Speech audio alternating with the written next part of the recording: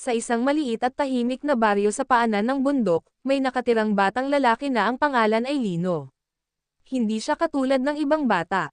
Habang ang mga kalaro niya ay laging masaya at nagtatawanan sa palaruan, si Lino ay laging seryoso, tahimik, at tila ba may mabigat na iniisip. Mama, bakit hindi po ngumiti si Lino? Tanong ni Andrea, isa sa mga kalaro sa baryo. Siguro may mabigat siyang pinagdadaanan, sagot ng kanyang ina habang binabantayan sila mula sa ilalim ng puno ng mangga. Araw-araw ay dumaraan si Lino sa parehong daan papuntang paaralan. Bitbit niya ang kanyang lumang bag at isang tanghalian na laging itlog at kanin. Hindi siya nagsasalita maliban na lang kung tinatawag ng guro. At sa tuwing recess, lagi siyang nag-iisa sa isang sulok, pinagmamasdan ang langit at pinupunasan ang kanyang lumang notebook na pan ng mga guhit ng bundok, puno, at mga bituin. Hindi alam ng ibang bata na si Lino ay may iniingatang lihim. Mula nang mawala ang kanyang ama sa isang aksidente sa dagat, hindi na muling ngumiti ang bata. Ang ama niya ang nagturo sa kanya kung paano gumuhit, kung paano makinig sa ihip ng hangin, at kung paano pahalagahan ang simpleng kaligayahan. Ngunit nang mawala ito, para bang nawala rin ang liwanag sa kanyang mundo. Ngumiti ka naman, Lino, malumanay na sabi ni Ginang. Estrella, ang kanyang guro sa ikatlong baitang. Napakagaganda ng mga guhit mo. Gusto kong makita kang masaya.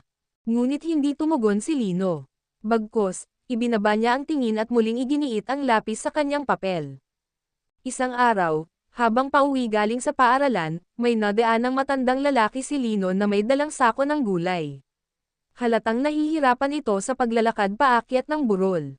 Walang sinasabi, nilapitan siya ni Lino at inialok ang tulong. Tahimik niyang binuhat ang kalahati ng sako at sabay silang naglakad paakyat. Salamat, Iho, wika ng matanda. Ano nga pala ang pangalan mo? Lino po, maikling sagot niya. Ah, si Lino. Ang batang hindi marunong ngumiti, sabay tawa ng matanda. Napakunot ang noo ni Lino. Hindi siya nasaktan sa sinabi ng matanda, ngunit hindi rin siya natuwa. Bago sila maghiwalay, iniabot ng matanda ang isang larwang yari sa kahoy, isang munting ibon na lumilipad kapag iniikot ang pakpak nito. Ayaw mo man ngumiti, pero may kabutihan ka sa puso. Alagaan mo yan. Baka isang araw, matulungan kanyang muling ngumiti. Nagpasalamat si Lino sa munting regalo, pero hindi pa rin siya ngumiti. Umuwi siya sa bahay at itinago ang laruan sa kanyang kahon ng mga alaala. Kinagabihan, habang natutulog, napanaginipan ni Lino ang kanyang ama. Nakangiti ito, nakaupo sa tabi ng malaking bato kung saan sila madalas magpinta. Lino, anak, masaya ako sayo. Pero sana, muli kang matutong ngumiti. Ang iyong ngiti ay parang liwanag sa madilim na mundo. Pagkagising ni Lino, napahawak siya sa kahoy na ibon. Parang may mainit na liwanag na bumalot sa kanyang dibdib. Hindi pa siya ngumiti, pero sa unang pagkakataon sa mahabang panahon, nakaramdam siya ng kakaibang gan sa puso. Kinabukasan, maagang nagising si Lino. Wala pa man ang tilaok ng manok, gising na siya at nagbukas ng bintana. Dumampi sa kanyang pisngi ang malamig na simoy ng hangin. Kakaiba ang pakiramdam niya. Parang may inaasahan siyang mangyayari, pero hindi niya maipaliwanag kung ano. Kinuha niya ang kanyang lumang notebook at nagsimulang gumuhit.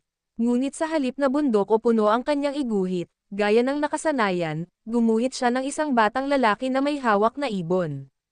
At sa unang pagkakataon, nilagyan niya ito ng kulay. Makulay na pula para sa ibon. Mapusyaw na bughaw para sa langit. At isang matamis na dilaw para sa ngiti ng batang nasa kanyang guhit. Napatigil si Lino. Tinitigan niya ang guhit at may munting kibot sa gilid ng kanyang labi. Hindi pa rin siya ngumiti, pero tila ba unti-unting binubuksan ang puso niya sa posibilidad ng kasiyahan. Sa eskwela, napansin ni Ginang. Estrella ang kanyang mas makulay na mga guhit. Napakaganda, Lino. Tingnan mo ang kulay, para bang buhay na buhay. Masayang sambit ng guro. Pwede ko ba itong ipaskil sa silid-aralan? Tahimik na tumanggo si Lino. Habang itinataas ni Ginang, Estrella ang kanyang obra sa bulletin board, may ilang kaklase siyang lumapit. Wow, ang galing mo palang gumuhit, sabi ni Marco. Pwede mo ba akong turuan? Tanong ni Andrea, na may dalang sarili niyang notebook.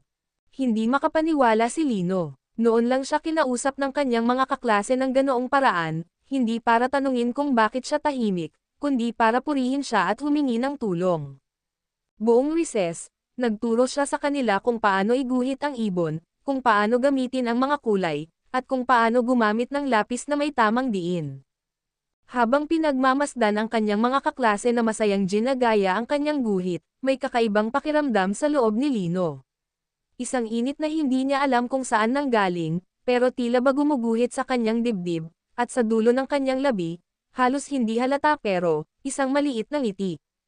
Sa pag-uwi niya, muli niyang nadaanan ang matandang lalaki na nagbigay ng ibon sa kanya. "Oh, si Lino. Kumusta ang laruan?" Bati ng matanda. "Ito po," sabay pikitin niya ng ibon na dala niya sa bag. "Pinag-aralan ko pong iguhit. Magaling. At ngayon, dala mo na ang kulay sa buhay mo," sabay tawa ng matanda. Ngunit bago siya tuluyang umalis, humarap si Lino sa matanda at marahang ngumiti, isang maliit ngunit totoo at taos-pusong ngiti. Napatitig ang matanda at ngumiti rin. "Ang ganda ng ngiting yan, ay ho. Siguraduhin mong hindi mo na mawawala."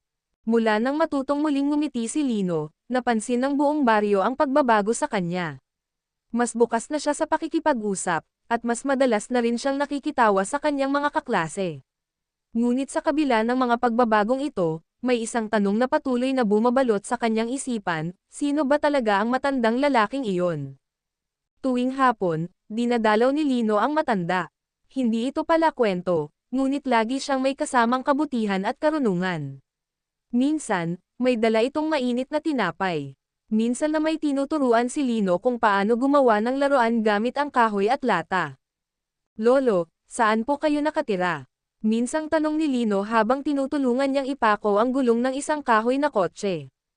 "Diyan lang sa likod ng burol," sagot ng matanda habang nakangiti. "Tahimik at malayo sa ingay. Doon ko ginagawa ang mga laruan ko." "Laruan? Ibig sabihin po, marami pa kayong laruan?" Tumanggo ang matanda. "Oo, gumagawa ako ng mga laruan para sa mga batang gaya mo, yung mga nakalimutan kung paano ngumiti. Kapag nakita kong may batang tulad mo, binibigyan ko siya ng isang espesyal na laruan." "Bakit po laruan ang binibigay ninyo?" "Dahil ang laruan, anak, ay paalala ng kabataan, ng kasiyahan, at ng pag-asa. Kahit lumalaki ang bata, nananatili ang alaala ng isang laruan, lalo na kung ito ang nagturo sa kanya kung paano muling ngumiti."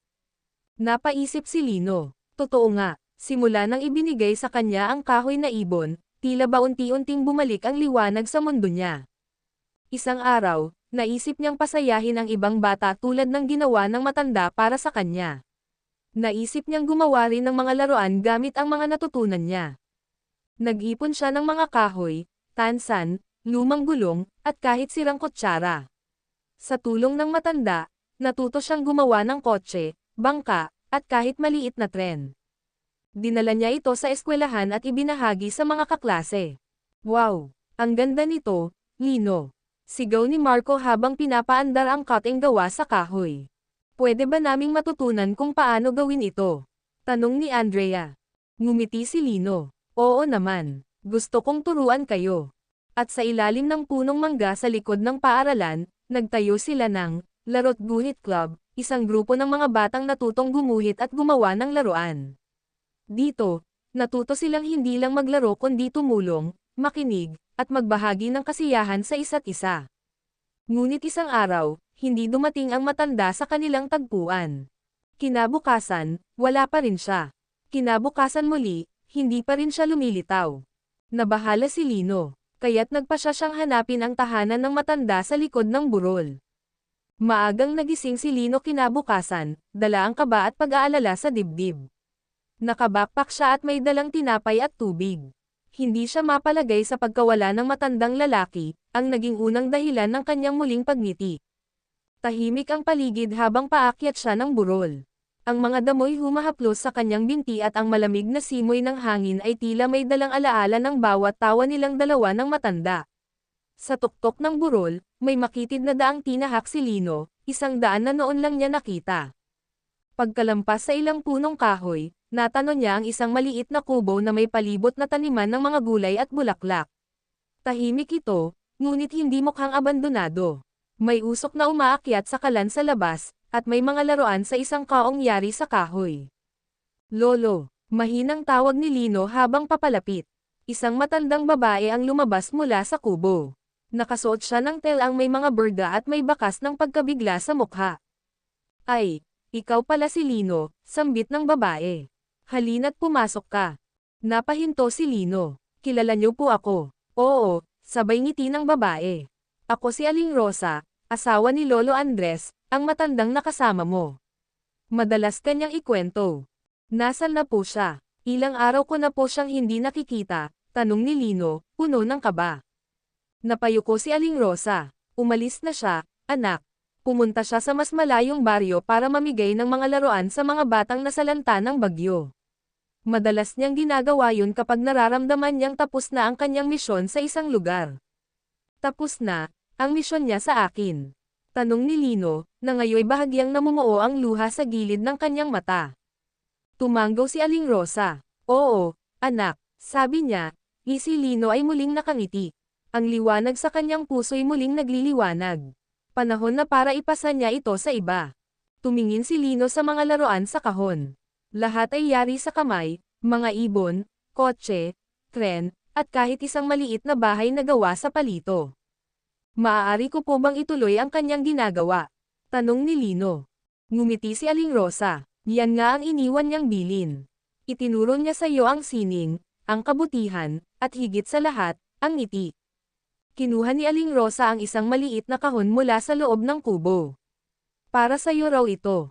Binuksan ito ni Lino. Sa loob ay may isa pang kahoy na ibon, mas makulay, mas palido, at may nakaukit sa ilalim. Para kay Lino, tagapaghatid ng ngiti. Sa sandaling iyon, hindi na napigilan ni Lino ang kanyang mga luha. Ngunit hindi ito luha ng lungkot, kundi luha ng pasasalamat. Papang, bulong niya. Itutuloy ko ito. Pagkatapos ng kanyang pagdalaw kay Aling Rosa, bumalik si Lino sa baryo na may bagong layunin sa puso. Bitbit niya ang kahoy na ibon na may ukit, at ang inspirasyon mula sa matandang si Lolo Andres. Hindi na siya basta batang mahiyain at tahimik, siya na ngayon ang batang muling natutong ngumiti, at handang ipasa ito sa iba. Sa eskwelahan, itinuloy niya ang Laro't Guhit Club. Ngayon ay hindi lamang sila gumuguhit, gumagawa na rin sila ng mga laruan para ipamigay sa mga batang nasa malalayong lugar. Sa tulong ni Ginang Estrella, ang kanilang club ay kinilala at sinuportahan ng buong paaralan. Nagtulong-tulong ang mga guro at magulang para makapagpadala sila ng mga laruan sa ibang baryo. Isang araw, may dumating na balita, isang maliit na baryo sa kabilang bundok ang nasalanta ng bagyo. Nawalan ng bahay ang maraming pamilya, at ang mga bata ay nagkukubli sa mga pansamantalang silungan. Hindi na nagdalawang isip si Lino. Kaagad niyang tinipon ang kanyang mga kagrupo. Pupunta tayo roon. Dadalhin natin ang mga laruan. Ipaparamdam natin sa kanila na hindi sila nag-iisa. Bitbit ang mga laruan, notebook, at mga guhit, tinahak ni Lino at ng kanyang mga kagrupo ang mahabang daan papunta sa kabilang bundok. Pagdating nila roon, sinalubong sila ng mga batang may lungkot sa mata, mga batang parang siya noon. Lumapit si Lino sa isang batang umiiyak sa gilid ng nasirang bahay. Kumusta ka? Ako si Lino, bati niya habang iniaabot ang isang laruan, isang kahoy na ibon, katulad ng ibinigay ni Lolo Andres sa kanya. Tumingin ang bata, tila nagulat. Para sa akin po ba ito? Tumanggaw si Lino. Oo. At gusto ko ring turuan ka kung paano gumawa ng sarili mo. Habang lumilipas ang mga araw, unti-unting napalitan ng tawa ang mga luha, at ngiti ang mga lungkot. Ginugol ng grupo ni Lino ang buong linggo sa pagtuturo ng pagguhit, paggawa ng laruan, at pakikipagkwentuhan. At sa bawat batang natutong ngumiti, alam ni Lino na natutupad niya ang misyon. Pagbalik nila sa kanilang baryo, sinalubong sila ng palakpakan. Sa gitna ng lahat, si Lino, ngayon ay kilala na bilang tagapaghatid ng ngiti, ay nakatayo, may hawak na ibon sa kanyang palad, at may malawak at tunay na ngiti sa kanyang mukha. Ngunit higit pa sa palakpakan, ang pinakamahalaga para kay Lino ay ang pagbabagong naganap sa kanyang puso. Dahil natutunan niya, sa tulong ng isang matanda, na ang ngiti ay hindi lamang para sa sarili, ito ay regalo na pwedeng ipasa sa iba. At mula noon, sa tuwing may batang malungkot, may isang batang lalaki na laging handang dumating, may bitbit na laruan, may dalang pag-asa, at may ngiting hindi na mawawala.